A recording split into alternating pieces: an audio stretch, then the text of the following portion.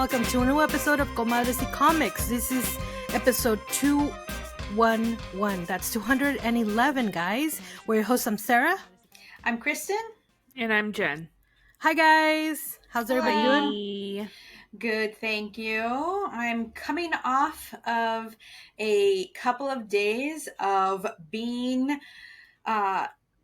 glued to my phone and TikTok because of the viral "Who the Fuck Did I Marry" series. Oh, yes!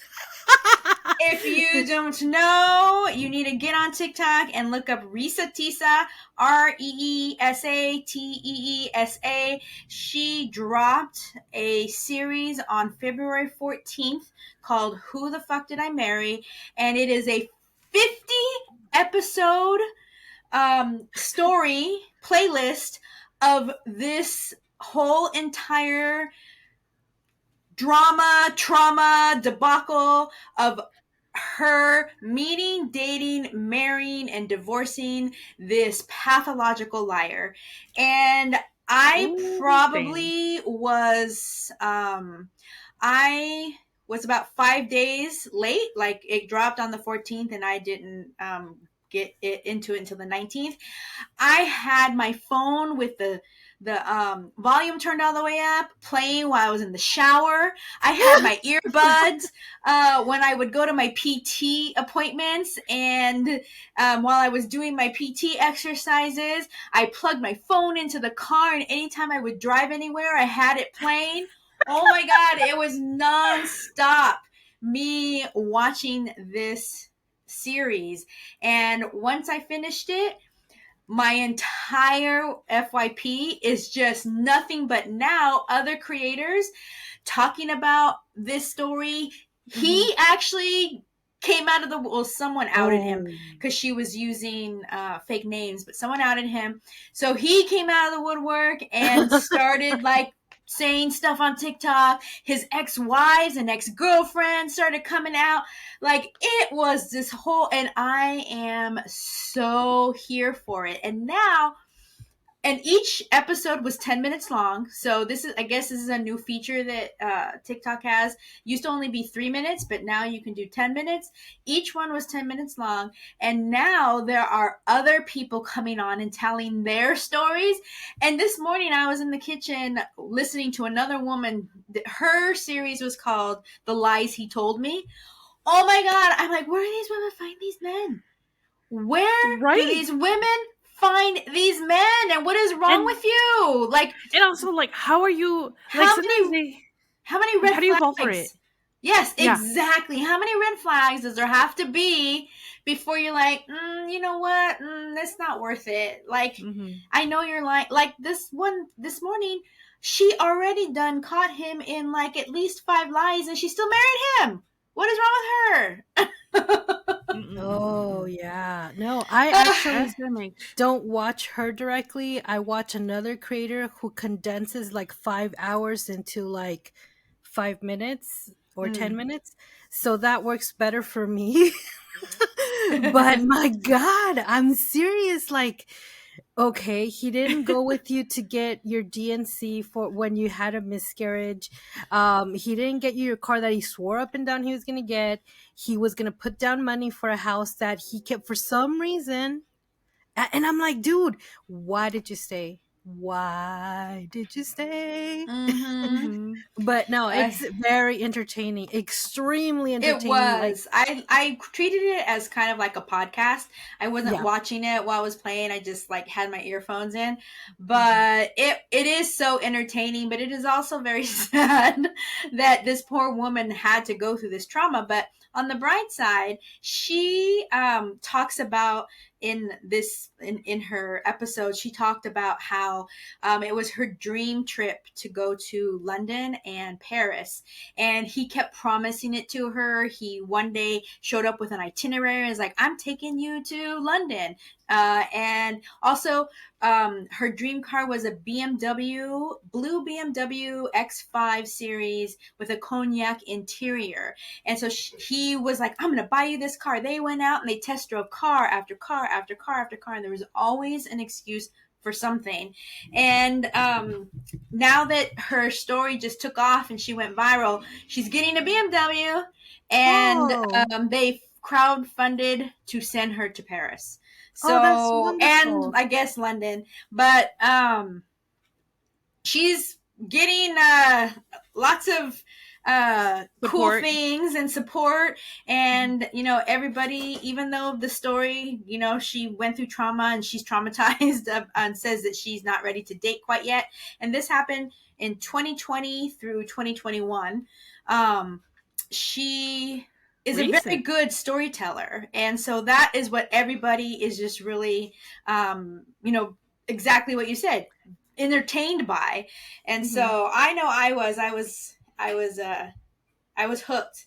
And now it's people are coming out and being funny. So like there was a TikTok of a creator who is a woman, and she slams the door open to her bedroom where her husband is still sleeping, and she's like, "What's your social security number? Where'd you go to school? You need to be talking on all your phone calls on speakerphone so I can hear everything. Where's your mama? Who's your mama?" And the husband's just like, "What are you talking about?" It's really funny. People are really being creative with it. But again, if you haven't been on the Who the Fuck Did I Marry train on TikTok, go to the creator Risa Tisa. And if you just type in "who the F," it pops right up. So like I said, I'm an so the guy that condenses the material to less than 50 or 100 episodes, we're on part 3, so he's in the process of recording part 3, and he's like, if you want to hear more, just comment below. And I'm like, just do it, don't let us cut, just do it. I just want to see it, I want to hear it. He's a good storyteller too, so oh my god. But it is it's like watching a train, car, airplane crash at once. Just incredible. Oh my gosh. Yeah. Oh, I don't know why she stuck it out so long. I mean, is he that good of a liar? I don't know. Like, there were points that it even said that when he would get on the phone with like his partner or his lawyer or his realtor, that nobody was actually on the other side of the phone. He claimed to talk to his brother every day, that he was so close to his brother, and that it was his routine at 6 a.m. in the morning to talk to his brother, because he was on his way to work and his brother was coming home from work, so it was perfect timing. And she talked about how he would say, "Hey, John said," I'm just using the name John says hi, and she'd be like, "Hey, John, how you doing?" And he'd be like, "She says, how you doing, blah blah blah." He would be on a phone call with the brother anywhere from 30 minutes to an hour every day, and come to find out there was never anybody on the other end. What the fuck? I mean, well, I know. And he's another a pathological liar. He's crazy. Yes. Oh, like, and I mean, I know, like, people are desperate for love. Not me though. You won't catch me slipping. But anyways, oh my god, I do feel really bad for this woman, but at the same time, I'm just all like. And she comes out and she's like, "Look, I promise to tell the story the way that the story happened, even when it makes me look bad. And believe me, I know that I made some big mistakes and I overlooked a lot of red flags." And when she's telling her story, I'm like, what? Why did you but you know do what? that? Points to her for acknowledging it though, because then that's how we know it's true. Is she's just like, you know what? Yeah, I did this, and like, yeah, it was dumb, but this is what continued to happen, and it's just like, I have her TikTok right here. I'm gonna watch this afterwards. Yeah, it's addictive. Oh my god, I mean, I'm hooked now. Yeah. Jesus It's insane. It should get its own Netflix series or something. Yes. A funny thing is that he came out to say that he's already on his 16th day of Netflix interviews, because he is going to tell his story, because his side is just as important. And everyone's like, "What are you talking about? 16 days? She barely dropped it 8 days ago. Why? What were a you meeting with pathological Netflix? liar! Pathological liar. He's lying. my And people are already God. like, no, like, let's hear his side of the story. You're going to hear the side of the story of the liar. Right. Oh my God. People are so, this is how this situation happens. Some bitch is going to believe him, and then he's got his next victim. Yep. Oh yeah, of course. Ugh, but yes, that And I'm just like, dude. Yeah. And I'm like, for me, I'm like, what is his end game? I mean, why can't have you guys seen Uncut Gems on Netflix? No. With Adam No. Sandler? Oh my God. Oh, yes. That movie stressed me out. It stressed me out. too. It's like, Me just too. get rid of your mistress. Stop trying to make a deal with these diamonds that aren't yours. Like, what the Yes. like, why can't you just live a normal life? Take up gardening. I don't know. Like,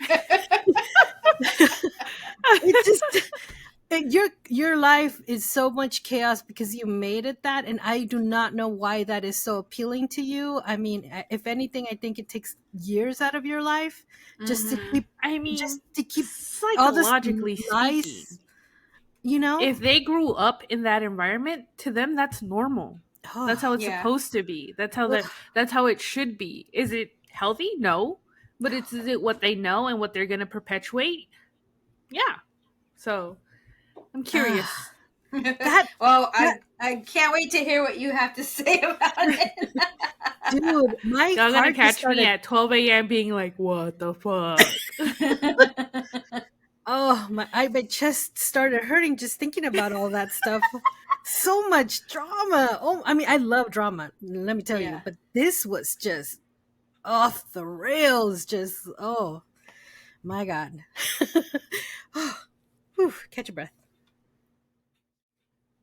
All right, guys, now it's time for Chisme de la Semana. And I don't have too much chisme that everybody who has the internet already knows, but I just thought I'd mention it because I'm a little disappointed.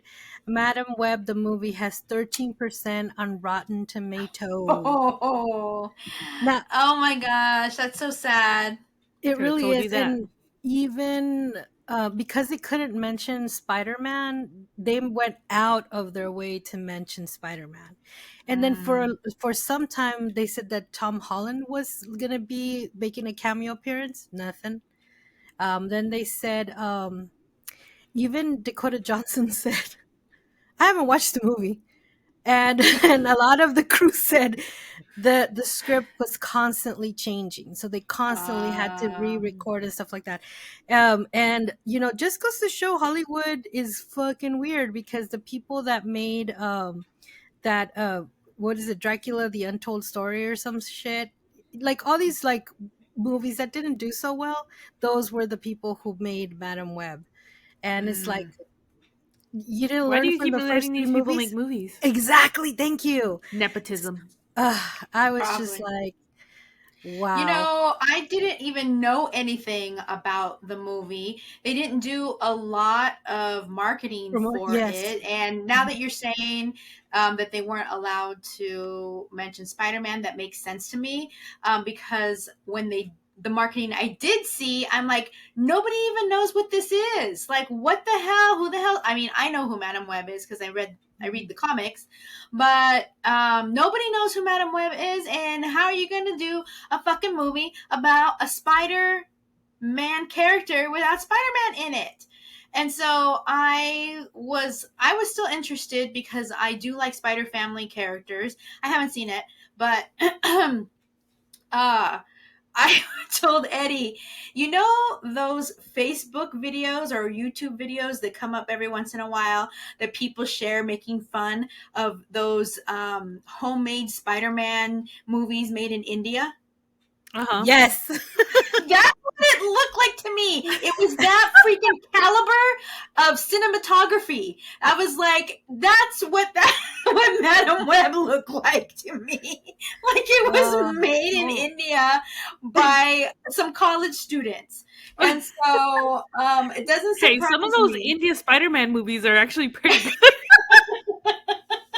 They're It funny doesn't at least. surprise me that there's only 13%. I'll still watch it because I have a low bar for being entertained. And also because I do know the characters and I am interested in Spider Family storylines. But that makes me sad because it gives a bad. And I don't think it's not a Marvel movie, right? No, I think I mean, it has the Sony. Marvel Sony? branding, Right? Right. Isn't that who has the Spider-Man? Yeah. which So I confuses me as to why they can't use Spider-Man yeah. But I mean because they still own him. they use Spider-Man in the animated movies. So I don't know what the parameters are around their agreements, but um I I feel like right now Marvel movies and Marvel adjacent movies have a really bad rap, and people are just complaining about even the Marvel TV shows, and it's really frustrating because some of them are really good. Like Ms. Marvel I really enjoyed Ms. Marvel. I don't enjoy the fact that she's a mutant now, but I enjoyed the TV show Mhm. definitely. I haven't Yes. seen Marvels yet either. It's on streaming now, and I want to take some time to watch that. But all I hear and all I see everywhere is just people complaining about Marvel. Oh, woke Marvel, and oh, Disney ruined them, and oh, blah blah blah. And I'm like, you guys are you just all want something to complain about. Mm-hmm. This is true, but from the stuff that they're saying, I mean, the people that made Madam Web are like the ones that were behind the Mobius movie, and that wasn't very good Mm, either. yeah, I haven't So seen that one either. so Oh yeah, yeah. just it's unfortunate because it had such a strong cast, and it's so unfortunate that the storyline wasn't there, and then a lot of the audio was recorded after recording the imagery. I don't know if that so In India. they it so Oh my they god. It's a so movie literally made for the 90s. Probably, yeah. just it's unfortunate. It was female cast and a strong Yep. female actors, and for it to have flopped so bad, it's unfortunate. And then they're like, see, you can't have a woman led movie do good in the box Yep. office. Yep. No, That's the no, it's takeaway that all these people have, and it's very annoying. it It's not really hire is. better directors or do better story scripts or anything. No, it's the women's fault, of course. Of course. All right, guys, it's now time for On My Radar. Kristen, what is on your radar? So this week I have a book on my radar called Cemetery Kids Don't Die. And the title definitely caught my attention. I was like, oh, that sounds pretty cool. What is this about? And so I went to onipress.com because it is an Oni comic book, and I read the description, and it basically says the 21st century sucks hard, but it's made somewhat tolerable by the latest and greatest media innovations. Enter the Dream Wave, the first gaming console played entirely while you sleep. The obsession of millions around the globe, it's also the one point of solace for four friends known as the Cemetery Kids, who spend their nights roaming the endless maps of the most brutal horror game ever created as they seek to dethrone the King of Sleep, the Dream Wave's biggest, baddest, and most mysterious boss. Which was fun until one of them doesn't wake up and finds their consciousness locked inside a horror game that is anything but imaginary. Now the three remaining cemetery kids must navigate a forbidden landscape to rescue their friend and pray that the secret lurking at its center doesn't follow them home. So this was is written by Zach Thompson, and the artist is Daniel Irizarry. And I actually downloaded a digital copy of issue number 1 and read it, and I really enjoyed it a lot. It really is a unique idea. Well, to me, it was anyway. A game that you can play when you are sleeping. And then, of course, we have seen, storylines before of like consciousness being stuck in games and stuff like that. But the horror aspect of the game being horror that they're playing, and then there's some character development in the first issue of some relationships that the characters have with each other. Issue 1 definitely did a really good job of setting down some of what's happening, enough to get you intrigued and enough to be like, what the heck's going on? I need to find out. I need to read more. So that's what's on my radar. Cemetery Kids Never or Don't Die by Zach Thompson. It is available by Oni Press. You can get it at your local comic book store. You can get it online digitally at onipress.com. So, so I wonder, if you're playing a video game when you're sleeping, do you wake up tired? Good question. One of the things in the issue was that the game would wake them up when they're like, when they're, I don't know, their turn was over or whatever, and they weren't able to go back until a certain amount of time had gone by. And they were talked a little bit about something to do with their REM cycles and stuff like that. So that's a good question. I don't know. That's pretty cool that they even got into that kind of side where you can't go back into the game until a certain amount of hours. That's pretty good. Mm-hmm. That's attention to detail. That's pretty interesting. Mm-hmm. And that I like that, but also if you're gonna get into like, what is it? Dreaming mostly happens in the last 10-15 minutes of sleep or something like that. Yeah, I think dreaming happens in your REM state, which is which is the state right before you are able to wake up. So, and we go through multiple cycles of it, and it's the state where you are able to wake up. Some of us don't wake up, but that's the part of your sleep where either you're awake enough to turn over, or you're awake enough to hear that cat outside, or or you're awake enough to be like, crap, I have to pee again. So that's why I wake up at 3 a.m. Oh my god. Okay. So, but that is cool. I like that. I don't think so. I mean, I don't, unless it's a nightmare, then I'd be waking up sweating and tired. Yeah. So maybe if it's a horror game theme. All right, everyone, ladies and gentlemen, boys and girls, it's that time. It's la hora de la cervecita. Ooh, my favorite. Yes, it is. We're going old school today. And let me tell you why I say that. Back in the early reaches of my memory of being introduced to craft beer, I'm quoting the quote unquote craft beer. I was in my hometown, and for those of you who don't know, my hometown is a small Central California town called Hanford, and it is a very, very small town with not very many options of where to go and get good beer. I don't even think there's a Bevmo in Hanford. You probably can get your good beer from Target.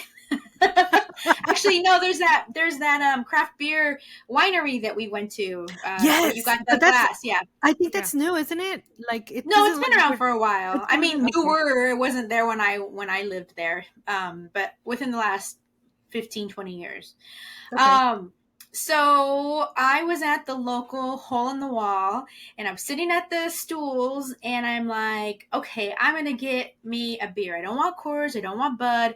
I don't want Bud Light or any of that. Let me have that Fat Tire. This was probably one of the first quote-unquote craft beers that I ever tried. This Incredible. And Blue Moon. Those two were the ones that they had on draft.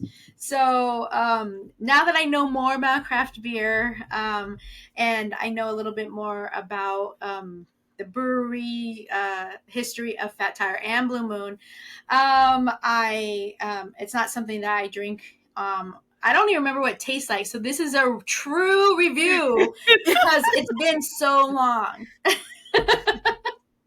She's grown up. She's got taste and class now. Yes. But it is by Belgium Brewing, so yes, and it came in that multi-pack that I got at Costco, the Belgian Brew variety pack, and I sent this one out to everybody because I was like, I need to fill my pack to with the most amount of beer that I can, so that we have enough beer to last us at least a month. So that's why I sent this one. Not because I was attracted to the can or anything. It was just some space. It was to convenient. as a space filler. Yeah, space filler. So, but it's beer and it's craft. So let's take a gander. So it says made with Smells premium like the ingredients. idea of a Belgium. This bright and balanced beer is brewed to be easy drinking and easy on the planet. Brewed to protect the only planet with beer. I don't know what that means. That we know of. I spilled it. It's high quality, low impact. It says since 1991. Yes, this is yeah. Yeah, I probably drank it in 2004 or 5, I would say.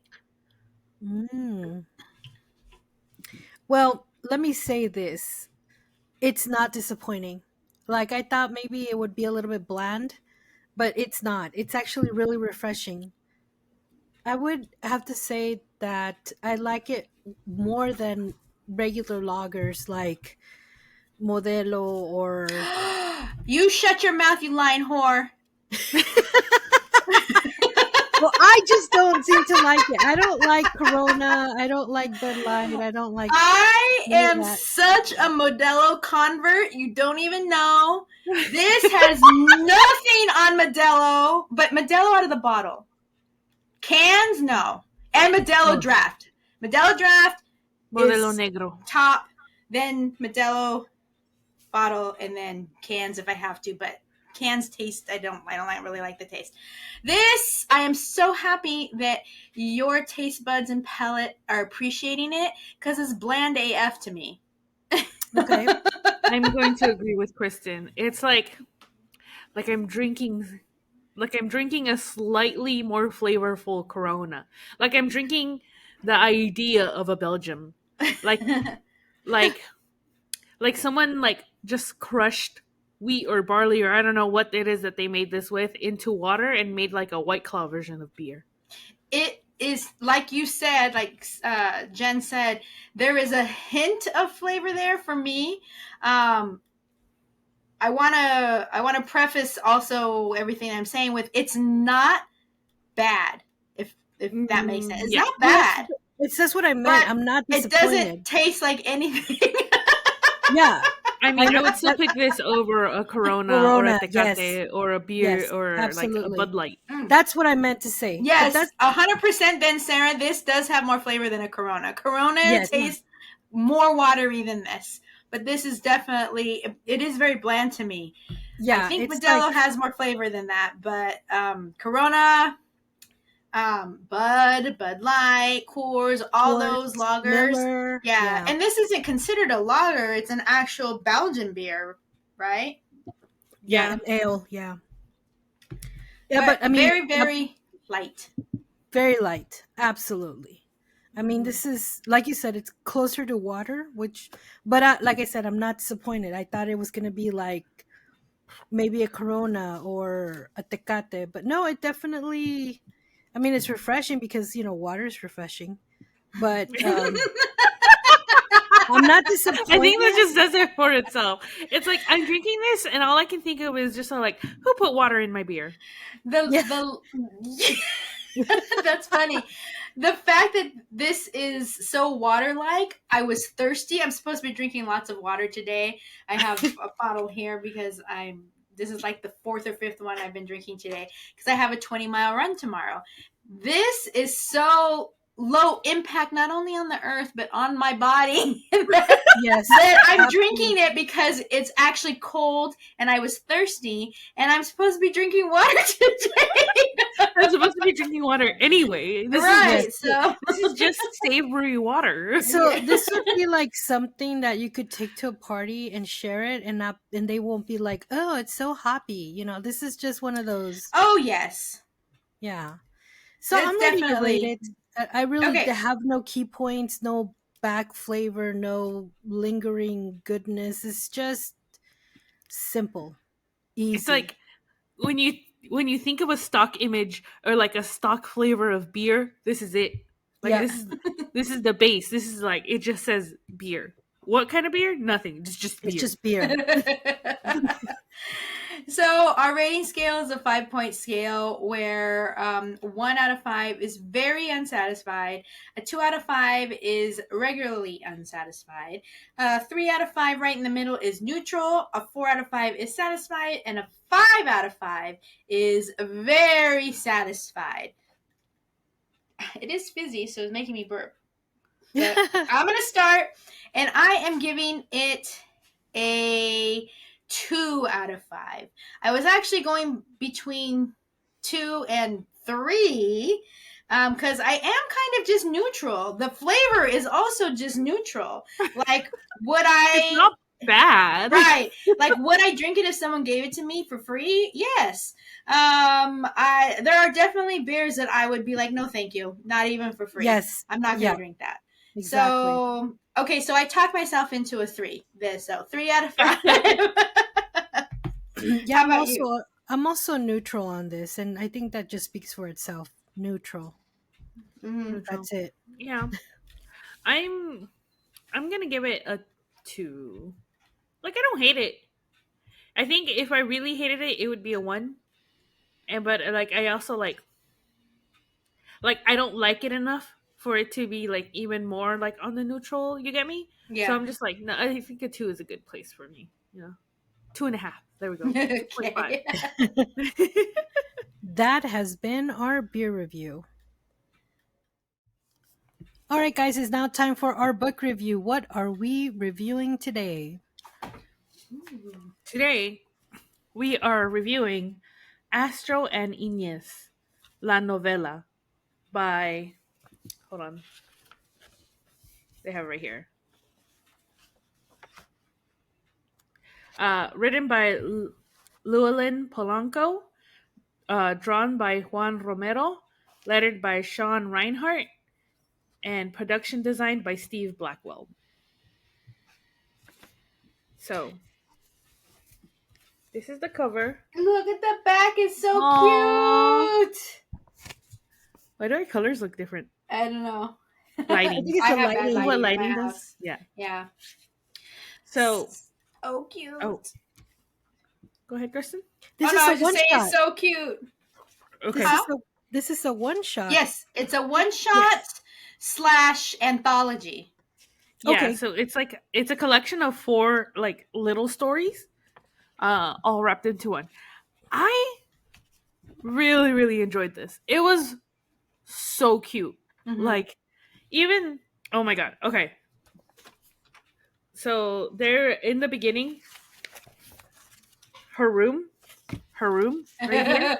It's a mess. Let me show you. Girl, say. It's the depression room. It's the like, oh my fucking god, what am I doing? Like, I just want to watch TV and then everything else falls apart around me. And low key, this is like maybe one of the reasons I do want to get a dog. Is like, they'll motivate me to get out of the house, because having a cat, the cat's not going anywhere. Yeah. Not even for a walk.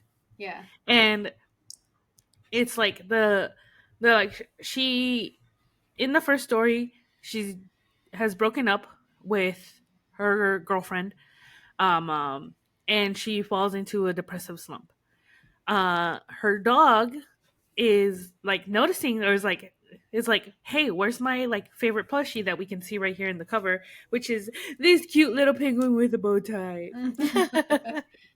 A bow tie, or like whatever. It's really, really cute. But like in like the mess of her room, the toy gets lost. So the dog is just like, "Hey, clean this up. I need to find my toy." And it's kind of like the dog's name is Astro and the girl's name is Inez, and she's a queer Dominican. Yes. Yeah, she's an Afro Latina, and I really really like her. And it's so funny because we're like, I think it wraps in like, we're like, how are some people like this? And I was like, some people are just dramatic. They can't be anything else. And she is like, but it's like a good dramatic, like a like a like no me quieres, me odias. Like it's a dramatic that, one, I can be, and two, that is like, tolerable, keeps things entertaining. And so it's I really really love this. This was a really cute book, and it almost convinced me that I really actually do want a dog. Like, A+ effort. Like, I don't hate dogs.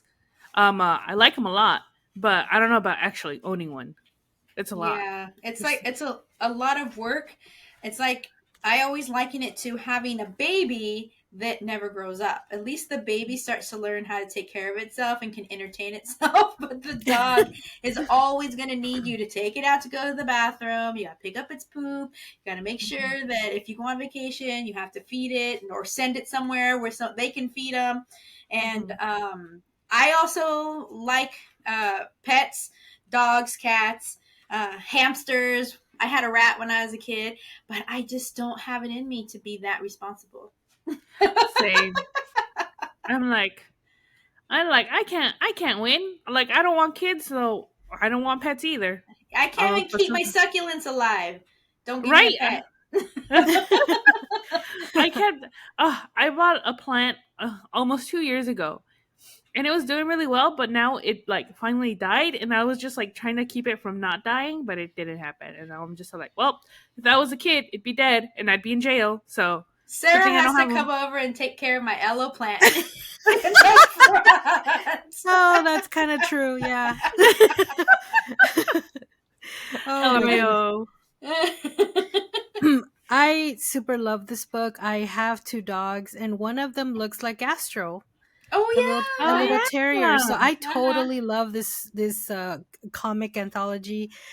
It was really cool. And you know what the coolest part for me was reading the back matter, where Lewelin Polanco clearly says that she went to New York Comic Con and that she was watching a panel, and a guest speaker said that if you couldn't find representation, you were looking for, create it yourself. And that kind of stuck by her, and that's why she created what she created. And I thought panels do make a difference in the audience's life. I'm like, now I'm like, just I have another level of appreciation for being on panels at conventions. So so I mean, you just never know, right? Like, who's listening and who's paying attention and whose life you can alter by just a few words. Or it's just really amazing that that was the reason she created these comics. And this one is freaking beautiful. It's super cute. The Astro has kind of a little personality that when she was like down in the funk, Astro urinates inside the apartment, so that she's like, oh my god, I gotta take you out for a walk. And lo and behold, when they go out on a walk, they come across the neighbor, and Astro kind of attacks the neighbor, not in a aggressive way but in a loving way. And so it kind of gets them to talking, and they actually eventually get together as well. So Astro has this kind of little drama to him, but also he's really aware of what Inez needs. And I thought that was super adorable. And I mean, everything was super cute. I mean, I love the one where they went camping. I love when they go to the vet. It's just super cute. And the dialogue Inez has, where she like goes between Spanglish and English, I thought that was just really beautifully done. I can hear her in my head, a tone of voice, an accent in the way. Oh yeah, I hear written. Dominican. Yes, absolutely. Like, as I was reading it, I could hear her Dominican voice, and I was just so like, yeah. I can Yes. picture it. It's like Yes. she's speaking to me right now. Yes, yes. And it's just really, really great. I really, really loved it. The artwork was really sensational too. Yeah, it's really cute. It's really, I don't know how to call it. Like, it reminds me of um Death, the High Cost of Living, where the lines are, I wouldn't say clean. What would you call them? Like yeah, I guess clean. Like I don't know what to, I don't know, but it's just, it's dynamic, it's clean, it's detailed, and I don't know, it just, it's the movement of of the patients, of the characters, is so spot on with the story itself. And I just thought that was just such a great kind of companionship of writer and artist. I really enjoyed it quite a lot. I didn't think I would enjoy it this much. I mean, I kind of love it. I really do. I Yeah. really kind of love it, dude. Mhm.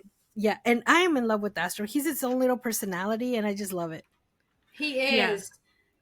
The dog was, I think, my favorite character because he was super sassy, had an attitude, but was there and supportive when you needed him. Yes. And in the back matter, where Lewelin actually talks a little bit about what Sarah was talking about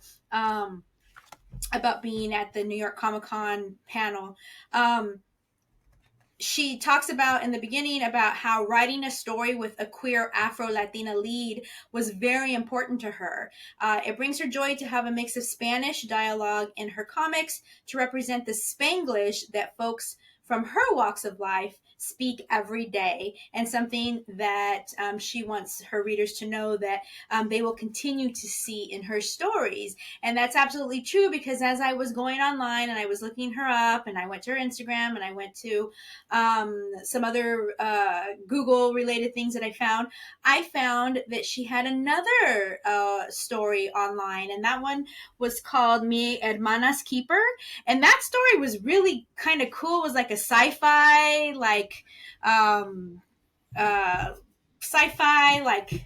wasn't Domestic a murder violence. mystery, but like, yeah, domestic violence, interpersonal violence story that Speculative fiction.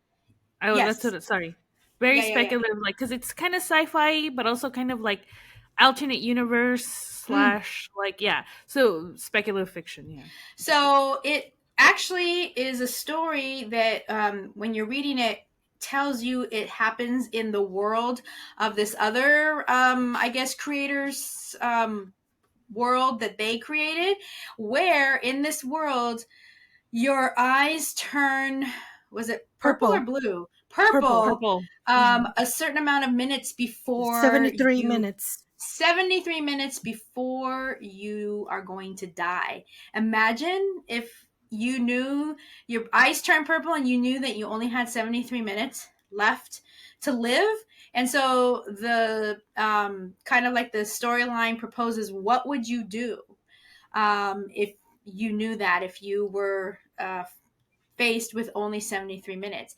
And like Sarah mentioned, there is some domestic violence storyline that is happening. And if you read the title again, Mi Hermana's Keeper, you might actually kind of get some clue about to what the story is about. But I definitely would recommend you reading it. I really enjoyed it a lot. It was just a short little one-shot story, but it was really good. And definitely Llewellyn continues to bring culture and her Latinidad and her Spanglish and everything into the characters that were in that storyline as well.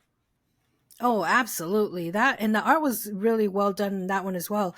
And that, I mean, that could be like a freaking Twilight Zone episode or something. Like, it was just, yeah, it Actually, was really definitely. good. Yeah. I actually started reading it like 2 pages before, so 2 pages in. So when I finished it, I went back because I was confused about the purple eyes.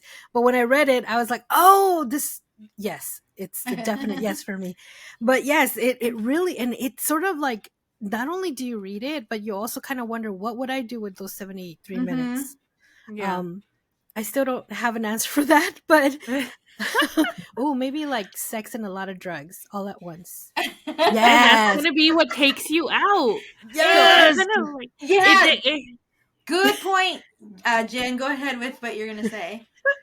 it kind of makes me wonder if like the purple eyes are like a you're going to die, or like this is like you're at a crux, like you could die, like, but if you make the right choice, you don't have to die. But Yeah, I was who thinking the knows? same thing, because in some, because we see more than one person's eyes turn in this particular issue, and I was thinking the same thing. I'm like, is it a situation of cause or effect?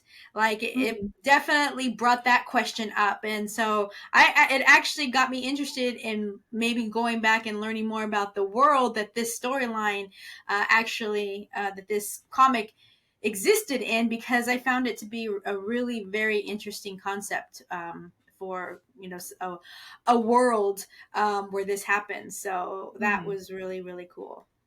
And it's funny because it's really funny because I was talking about fate with a friend earlier at work today, because we had been talking the day before about the stuff that was happening, and then or the stuff that could happen, and then it all kind of came to a head today at work, and I was just like, odd that we were talking about this literally just yesterday and it happened. I was like, it's like it almost sounds like fate, but I don't believe in fate. But then this also, like, another thing that comes out is like, so the purple eyes, you're gonna die, but are like, but do you have to die? Like, Yeah. is like fate a thing that happens in this world? And then like, okay, like then that's just how it is. And how do you operate in a world where fate is a thing? Like, I don't know. I don't know. So, but it does make me interested. I do want to know more about that world, and I also really enjoyed her story. Her storytelling method is very episodical, very well done. Like, it's not. There's definitely a lot of like open ended ways that it can continue and like keep going on, but in the moment of itself, I think it's perfectly encapsulated. I think she really has mastered kind of this very short story format, because you get your intro, you get your problem, you get your resolution, and then on to the next one. Whether that and that's one of the first things that they teach you in school for like writing and stuff like that is uh kind of like the episodical storytelling. um uh, for me, I particularly found it challenging because I was just always like, no, I gotta put in 1 million things to like build up to it. But the way that I have found that people who are really good storytellers usually are really, really good at this kind of episodical storytelling, where it's short, sweet, to the point, and like there's not a full resolution, but there's a resolution in and of itself.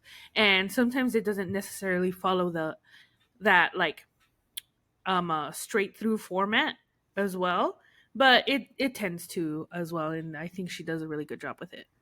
I think it's worth mentioning that this story actually was originally kickstarted and back in 2023, and the original goal was $3,000, and 186 backers ended up raising 6,144. So a little over twice as much than what she was looking for. So I think that says a Mm-hmm. and definitely slice of life books I think resonate with a lot of people. So Definitely. I'm really happy to know that she had that much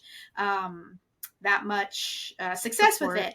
And another thing that I saw, and I'm trying to find where I saw it, but she is currently nominated. A story of hers is currently nominated for an award, and I'm trying to see where I actually saw that. I think I saw it on Instagram, but there was a story of hers that got nominated for something. While you guys talk amongst yourself, I'll look to see what what it was.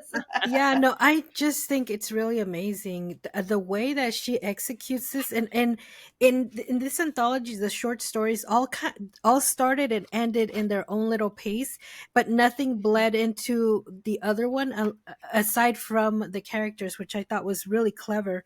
And she is able to tell kind of a full short story in a few pages, and I'm just like, wow, she did such an amazing job. And I just Taffy doesn't have a penguin, but Taffy has an owl. Oh, We don't have a name for the owl, but she's constantly like has her little like face on top of the owl, and she doesn't like any other toys aside from the that's owl. so cute. Yeah, It and we is really cute. and you better believe it. Frank has tried to buy all sorts of toys for Taffy, and no, it's all the owl. It's all about the owl. So, and I really like the fact that she takes all the representation she wanted to see. Uh,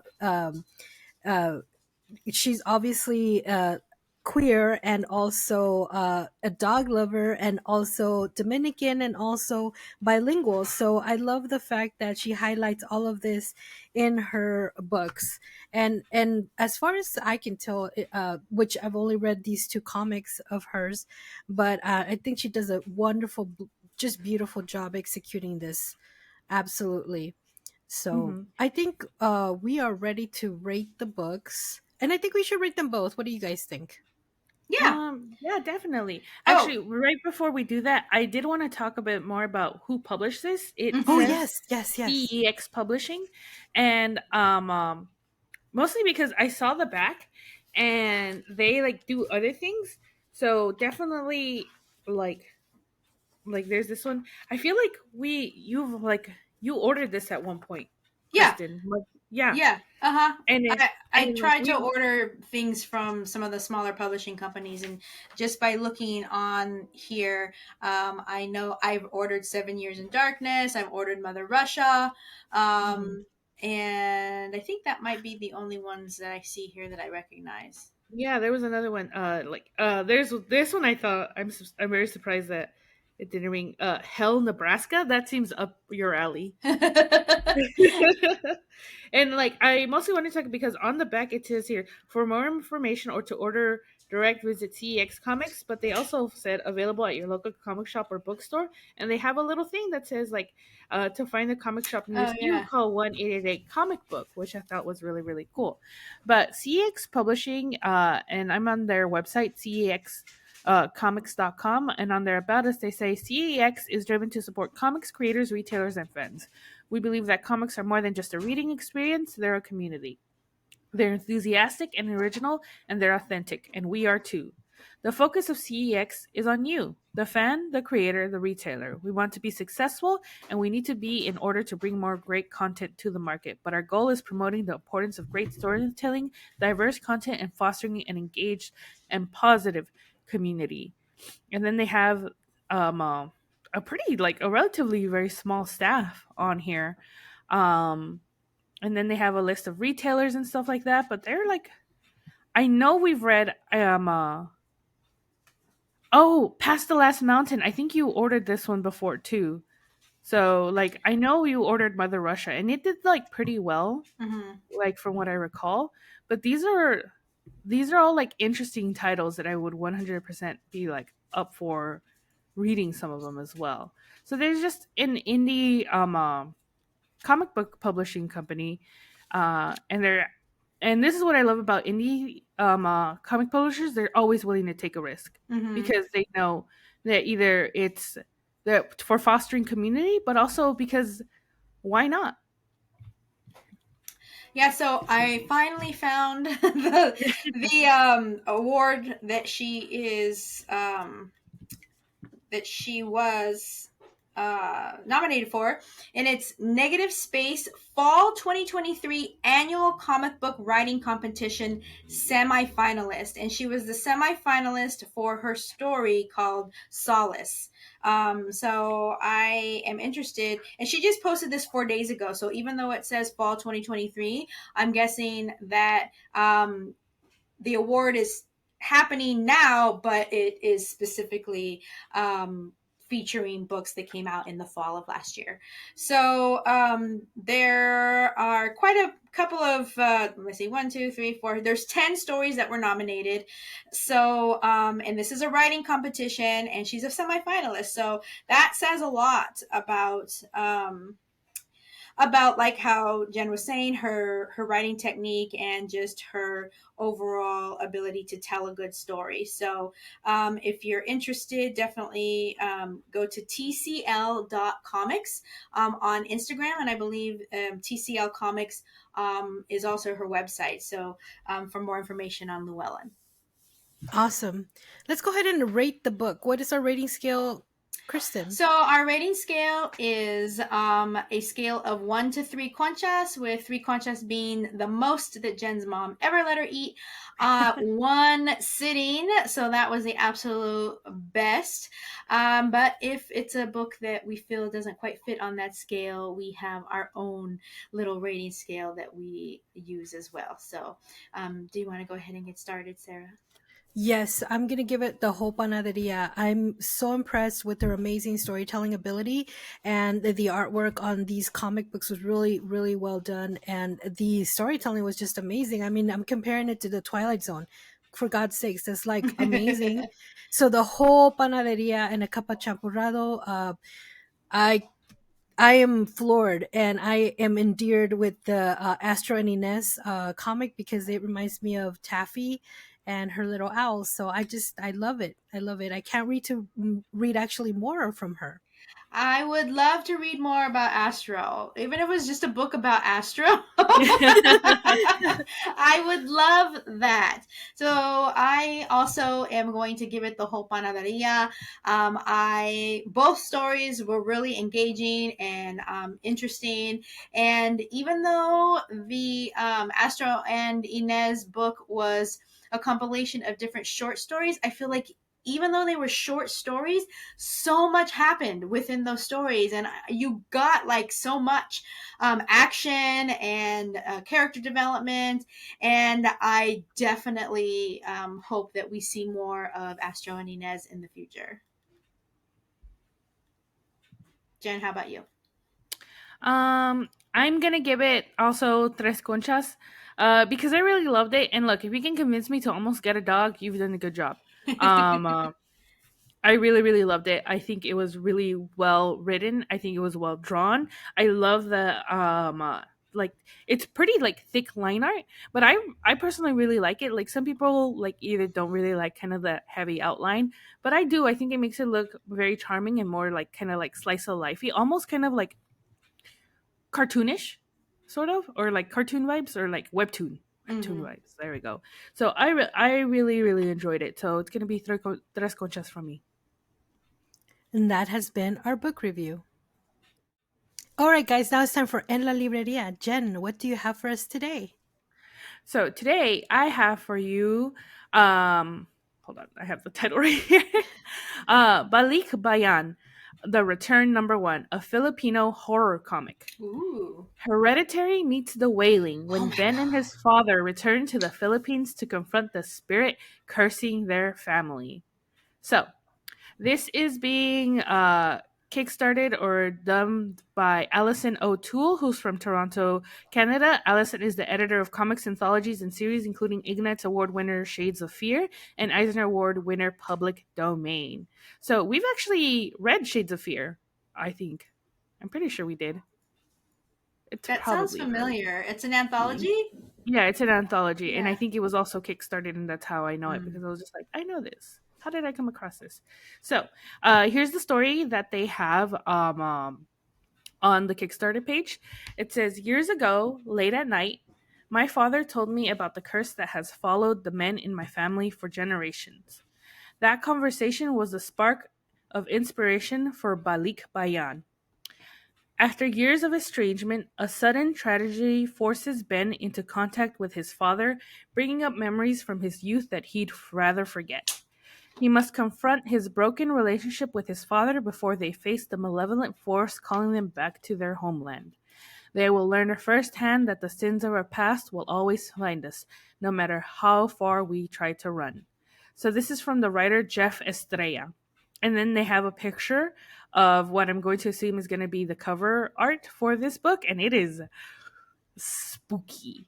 So, Balikbayan is named for the care packages that Filipinos living overseas send back to family in the Philippines. This book is a 24-page opening chapter of a story that draws from traditional Filipino folktales and is inspired by films like Hereditary, The Wailing, and The Farewell.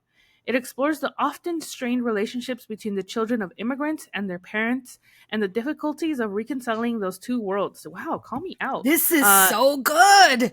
Oh my It God. asks, what if those old stories of ghosts and monsters from back home were true? I spent a lot of time thinking about how to tell a story that honors a homeland that has faded from my memory, but is integral to who I am. When my dad told me the story of my great-great-grandfather and what had happened to him, I finally knew the story I had to tell. Balikbayan is an incredibly personal story to me. It has been very important to me in recent years to try and connect better with both my family and my heritage. Writing about it is the only thing that made sense to me. Taking the stories that have been passed down to me from my elders and combining them with my experiences as a first generation child of immigrants. I hope to tell a story about how the very real ghosts of our past can draw us back home. And this is from artist Fabian Lele. I'm so excited to share this chilling tale with you. The Philippines is known for its hospitality and its love for food and music, but it is also rich in the supernatural. I'm privileged to share this story in hopes to contribute to the broadening stories about cultural horror. I hope that with your support, we can deliver a story worth your patronage. Prepare to get a fright with Balikbayan. And then they have preview pages of the comic, so I'm guessing it's like already done. It just needs to be like kickstarted Printed so that it or- could be printed. And Awesome. there's this artwork is really, really good. So Fabian is working on the remaining pages and art will be completely wrapped by May. We will have the books ready to send out in June in time for Filipino Heritage Month in Canada. So nice. the team is Jeff Estrella, he, him. He's the writer, and he's a Toronto-based, Scarborough-raised, Filipinos-born writer who has been active in the Toronto comics community for over a decade. He has been featured in 3 volumes of the Toronto Comics Anthology from TO Comics Press and has self-published a short comics collection and zine. Balikbayan will be his first full-length comic. Fabian Lele, he, him, artist. He is a Filipino-American artist whose career has spanned between comics and TTRPGs. From telling stories through images to collaborate settings, Fabian aims to broaden representation through all mediums he is involved with. You can find Fabian's previous works with the libraries of Black Mask Studio and watch his storytelling on his award-winning channel Bad House RPG on Twitch and YouTube. And then there's Rayleigh McFarlane, she, her, who's going to be the colorist. And she describes herself as an illustrator, Canadian monstrosity, and dog enthusiast. She loves making art, telling stories, and D-list comic book characters. You can find her scouting for raccoons in the streets of Toronto. And then Davian Xavier Wong, he, him, he's the letterer. He writes strange and less strange stories in comics and prose. On occasion, he letters. His work has been published by SourcePoint Press, Top Cow Productions, and Strange Horizons, and has been collected in years' best anthologies. He can be found wandering the back alleys of Toronto at night with his hound. And then Alison O'Toole, she, her, she's the editor and publisher and is an award-winning comics editor from Toronto. Then they have a budget breakdown because they have pretty ambitious goals. I'm not gonna lie. They have a breakdown of where all the money is gonna go and like to creators, printing, and all that stuff. And then they have a list of the rewards that are going to be. So on top of the digital and physical copies of Balikbayan, they are offering incentive art and add-ons as well. So they've got prints by 2 artists, Joy San and Emmanuel Chateauneuf, yeah. And it's really good. It's creepy. And then Fabian is offering a limited number of black and white digital figure commissions. And all right, let's get down. Okay, so they are asking for $11,499. They are currently at 2,757 with 108 backers and 27 days to go. They do have the Project We Love sticker on them from Kickstarter, so they're this already looks so promising and so good. So the base pledge, well, you can always pledge without expecting an award. You won't just want to show your support. But the base pledge starts at 5 Canadian dollars, which is about 4 US dollars, and that's just for the digital edition of the book. To get a physical copy, it's going to be 10 Canadian dollars or about 8 US dollars. And this is a print edition of the 24-page first chapter of Balikbayan. So this isn't like a graphic novel. This is like the first comic issue. 24 pages is pretty good. And then there's a physical copy with a Toronto pickup that is about the same price, eight US dollars or 10 Canadian dollars. And then you can have the physical copy plus the Joy Sand print, which is 19 US dollars or 25 Canadian dollars. And from there, the price keeps on going. There is a retailer tier as well for 10 copies and about $30. And there's one more tier up to that, but you can check it out for yourself.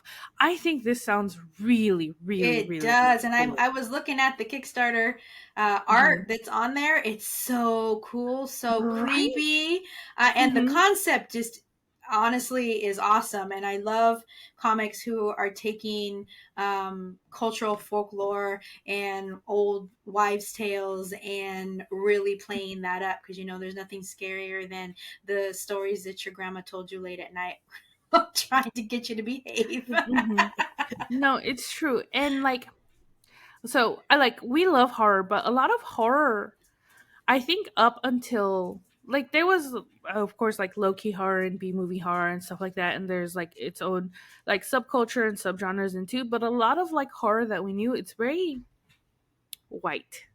I mean, there's a trope also like black guy always dies, and then it's just all like usually the virgin girl lives and the whore dies, stuff like that. But Yep. it was all very like, or at least I mean, because we live in America and it's like what it is.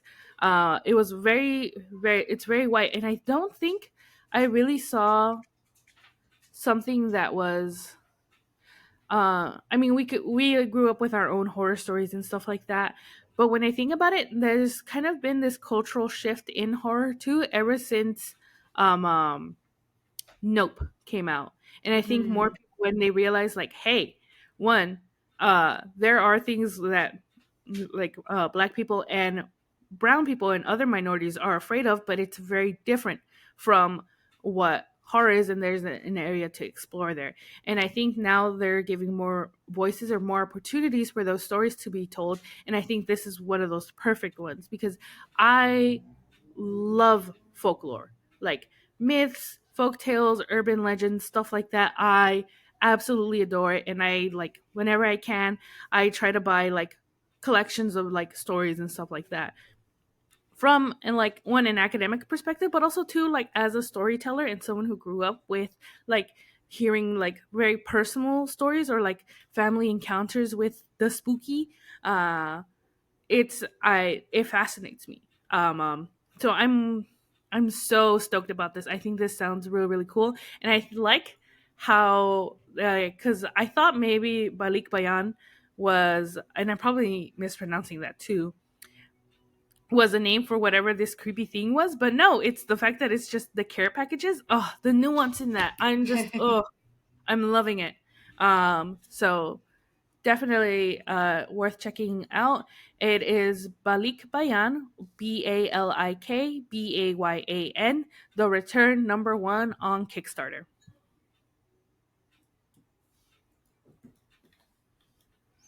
All right, guys, now it's time for Juntos y Fuertes. Kristen, what do you have for us today? So today I have for you in our segment Juntos y Fuertes, which is our segment where we highlight projects that are being created by other creators in marginalized communities. I've been seeing this on my Facebook for the last I don't know how many weeks, and I finally was like, I want to talk about this because it seems it's really cool. And it is a company called carlaandcompany.com.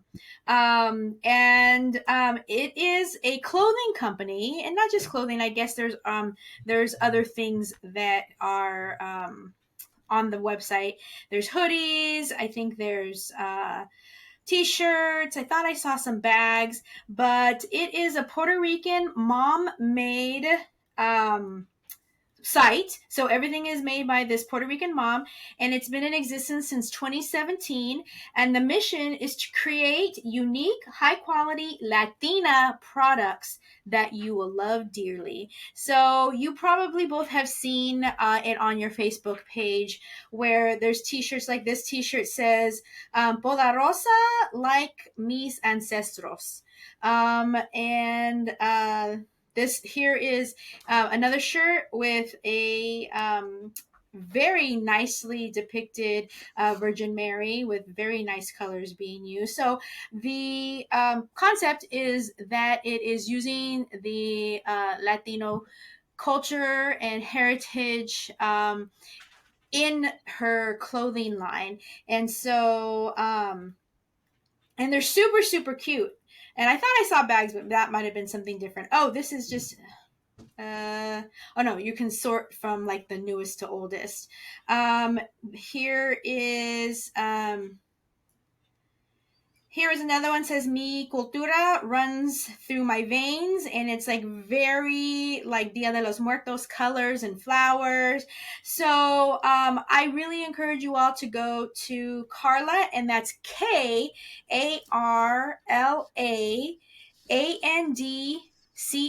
carlaandcompany.com, to look more into the shirts and sweatshirts and t-shirts that she has. They're all super cute, and you will be supporting a Puerto Rican mom. Awesome.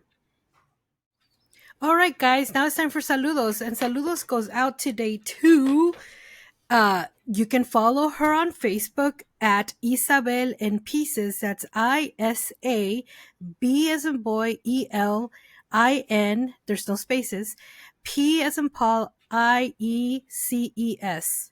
And that's Isabel in Pieces. And right now, they're taking pre-orders for her book that she wrote called Mama's Panza, or La Panza de Mamá in Spanish. So you can order in both English and in Spanish. And they're pre-order at an independent bookstore. And then after you pre-order it at an independent bookstore, you can DM her your receipt, and she will forward some beautiful stickers that were inspired by the story that she that's so cool. Yeah, it said, and that the last day to do that is March 25th. So hopefully you guys can get your pre-order in and then get your free stickers. It's illustrated by Ileana Galvez, and she will send you a set of beautiful stickers from the book. So be sure to pre-order that from an independent bookstore. US only, unfortunately. But yes, that deadline is March 25th. And again, that's Isabel in Pieces for the pre-order of Mama's Panza, or La Panza de Mamá, in both English and Spanish. And the art looks amazingly beautiful. And I'm sure this book is inspired by her little baby boy. So saludos goes out to Isabel. Follow her on Instagram at Isabel in Pieces.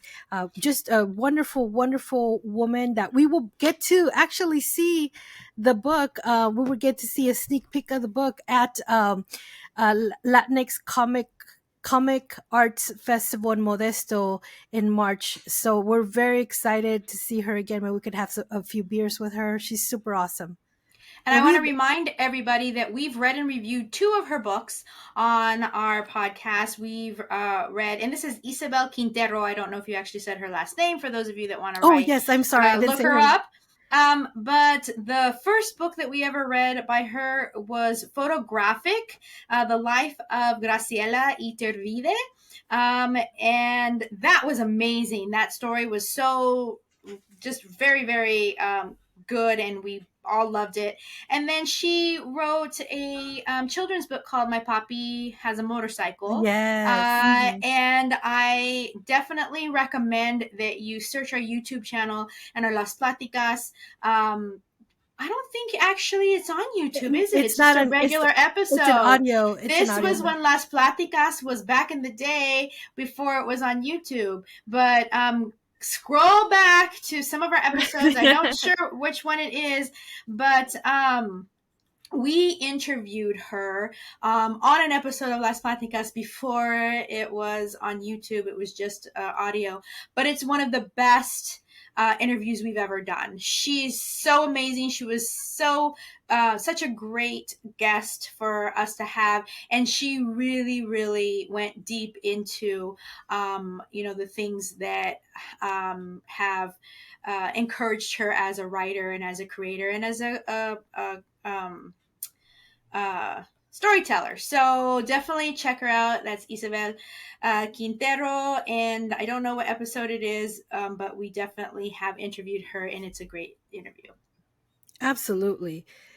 And I actually read her book, Isabelinpieces, and it's just an amazing book. It's a regular book. It doesn't have any pictures, but it was just amazing. Just God, she's just an amazingly gifted writer. So I definitely recommend you guys seek out that book. I took it on vacation with me, and I was just like, yes, this is just such an amazing book. But yeah, check that out. Saludos again to Isabel en Pieces, Isabel Quintero. Congratulations on your brand new book coming out. And thank you so much for sharing this with us, for the ability to, if you pre-order, get some free stickers. So check that out. Follow her on Instagram. All right, guys, that brings us to the end of this episode. Please be sure to follow us on most social media platforms. We don't do Snapchat anymore, but definitely follow us on TikTok, Instagram, Facebook, YouTube. Check that out. Also, be sure to make sure to follow us, because we will make some appearances on some comic conventions. For you to say hi, come on over and meet us, and maybe we could interview you to put you on our social media platforms. Where else can they find us, Kristen? You can find us and everything you want to know about us on our website at comadrescomics.com. Excellent. So that has been the end of this episode. Thank you so much for listening. We hope to see you in Modesto next month. So hopefully you can take a trip down there. I know it's kind of a long way, but it would be really great to see you guys there. Thank you so much for listening, to following us, and also now watching us on YouTube. Have a great day. This is the end of this episode. We are your hosts. I'm Sarah. I'm Kristen. And I'm Jen. Bye. Bye. Bye.